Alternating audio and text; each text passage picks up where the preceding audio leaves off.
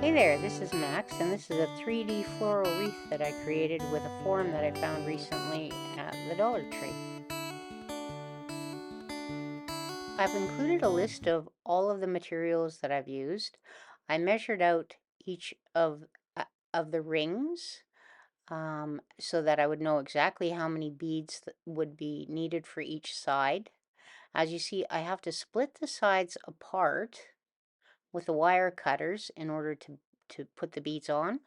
So I went and got my snippers, and about half an inch from each of the sides, I gave them a good snip, and then I added my beads, and I strung them in a pattern of 7, 10, and 7 because that fit, leaving enough space to well, not weld, but to fix everything together again.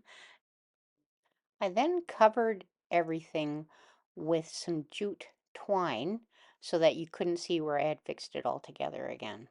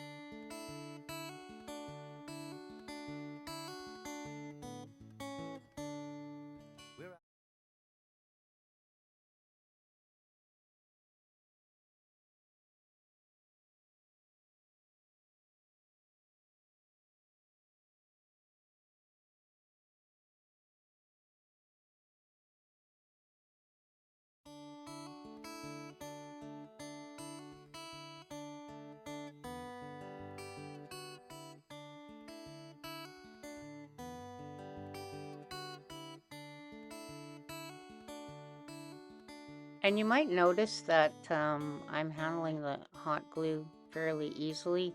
I guess this isn't a very hot glue gun. I wouldn't recommend this with generally, but I have a fairly high pain tolerance too. So this is just going through the rest of it in high speed so you can see how I basically beaded the whole thing together.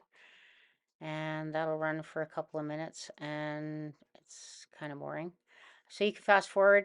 But as you can see in the beginning, I did glue this all together. I encountered some problems in just gluing them together. So as you'll see, I fortified everything with wire. I just used floral wire. Here I am just putting it together on the pins, and you'll see it's quite strong now with the floral wire inside. And I never use I've made a few of these now, and I just have trouble with those, so I use the floral wire to hold it together.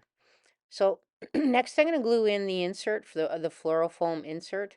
I've covered the wire with the jute twine on each end, just for a nicer look.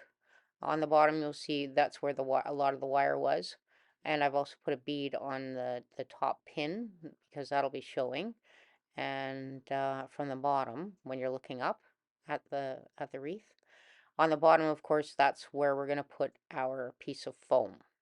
So we'll put a little bit of hot glue and pop that little piece of foam on there.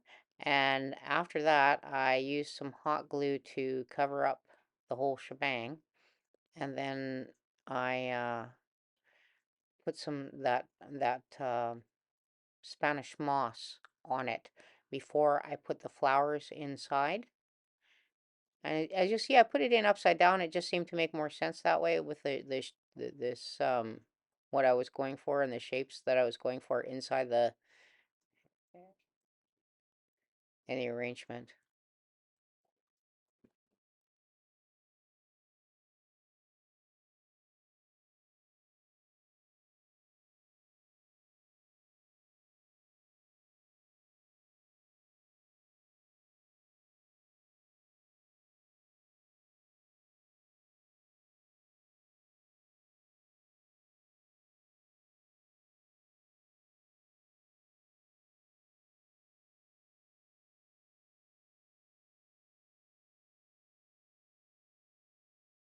This is everything covered with Spanish moss, and then these are the artificial flowers that I found at the Dollar Tree.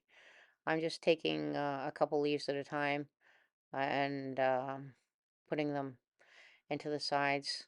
I just like the way the red look nice with the tulips. And the tulips, of course, because it's spring. Those fellows, because they look so nice hanging down. I don't even know what they're called. I should probably read. The little white ones there are baby's breath. The tulips, of course. I picked three because odd numbers, um, from what I understand, provide a little bit more of a visual interest. And then a little bit of height, I added the tiny little tea roses. And that's it. And then added some the baby's breath. And then into the baby's breath, I added some greenery that I had also found at Dollar Tree. And that's pretty much it. So you can take whatever flowers you float your boat, and there you go. A 3D floral wreath. I hope you enjoy.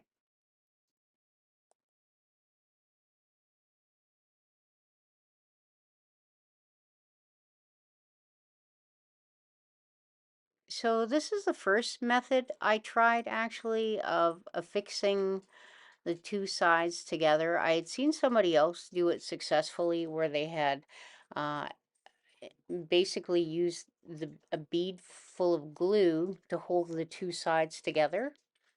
But as I later discovered, this wasn't structurally sound.